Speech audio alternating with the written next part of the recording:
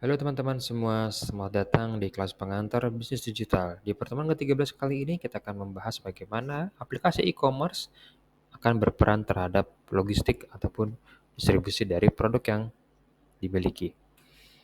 Hubungan antara e-commerce dengan logistik itu lebih kurang seperti ini, bahwa e-commerce itu berada di tengah-tengah antara ini semua, di mana dia menghubungkan antara pabrik, kemudian distribusi sampai kepada konsumen kita. Itu pun juga tidak terlepas daripada warehouse ataupun gudang-gudang daripada pabrik-pabrik perusahaan tersebut.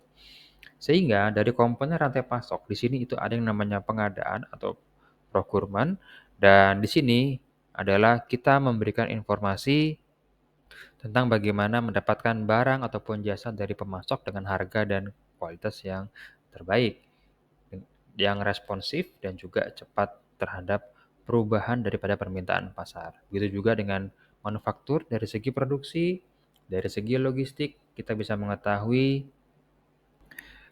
di mana penyimpanan barang ini sampai kepada pengelolaan transportasi untuk mengirimkan barang tersebut untuk yang masuk ataupun keluar dari dalam gudang kepada nantinya akan kita distribusi langsung ke konsumen kita. Bahkan dalam e-commerce pun logistik ini juga sudah mendukung bagaimana kita bisa melacak pengembalian dari produk apabila tidak sesuai dengan yang diharapkan oleh konsumen kita. Dalam pengelolaannya, rantai pasok ini atau yang sering kita sebut dengan supply chain management, ada beberapa hal yang perlu diperhatikan, yaitu yang pertama harus just in time. Jadi seketika itu juga diproses apabila terjadi ataupun adanya permintaan barang. Kemudian juga harus meminimalisir limbah dari proses supply chain ini, harus fleksibel, dan juga harus bisa terintegrasi dengan praktik ramah lingkungan ataupun green supply chain yang berdampak baik terhadap lingkungan. Untuk teknologi supply chain ini itu ada yang namanya yang pertama sistem manajemen gudang, ada sistem manajemen transportasi, ada otomatisasi dan robotika, dan juga ada blockchain, di mana kalau untuk gudang ini kita bisa mengelola operasional gudang dengan baik melalui aplikasi.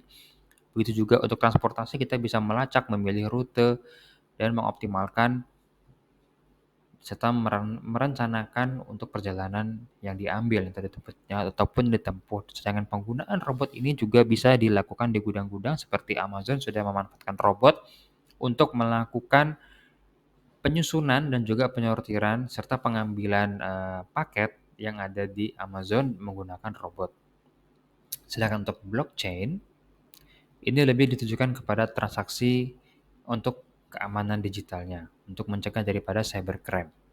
Karena dengan blockchain ini semua transaksi itu dienkripsi dengan enkripsi yang mutakhir ataupun yang canggih. Tentu pasti ada tantangannya. Yang pertama adanya kompleksitas dan skala. Semakin besar nanti perusahaan, maka akan semakin kompleks dan akan semakin banyak kebutuhan yang diinginkan. Nah, yang nantinya bisa berdampak kepada kecepatan pengiriman ataupun juga biaya pengiriman, karena memang alat transportasi, gudang yang digunakan, serta sumber daya yang dibutuhkan jauh lebih banyak. Dan pastinya ini nantinya semakin besar perusahaan akan semakin mempersulit atau memperpanjang proses apabila terjadi adanya pengembalian barang. Mulai daripada pengembalian barang tersebut sampai nanti kepada mungkin ada sejumlah uang yang harus dikembalikan kepada konsumen kita. Nah, solusinya bagaimana? Tentu harus meningkatkan dulu, yang paling utama adalah otomatisasi dan teknologi, di mana kita di sini menggunakan robotik, AI, ya, bahkan sampai kepada Internet of Things yang sudah pernah kita bahas sebelumnya. Tetap kita juga harus menggunakan manusia ya untuk mengirim paket, tidak hanya bergantung kepada drone ataupun juga pihak ketiga, tapi kita bisa melakukan optimasi rute supaya biaya lebih diminimalisir ya, dan juga jangan lupa kita juga bisa melakukan kerjasama dengan pihak ketiga dalam pengiriman logistik tersebut. Contohnya seperti ekspedisi, ojek online, dan juga uh, perusahaan logistik yang sudah skopnya lebih besar. Seperti tadi kita sudah bahas bahwa Amazon sudah menerapkan ini semua, di mana semua robot yang bekerja di sana itu mulai dari penerimaan sampai dengan pada pengiriman juga Amazon ini menggunakan drone. Dan untuk materi kali ini sekian, terima kasih, semoga bermanfaat. Sampai ketemu lagi di pertemuan berikutnya.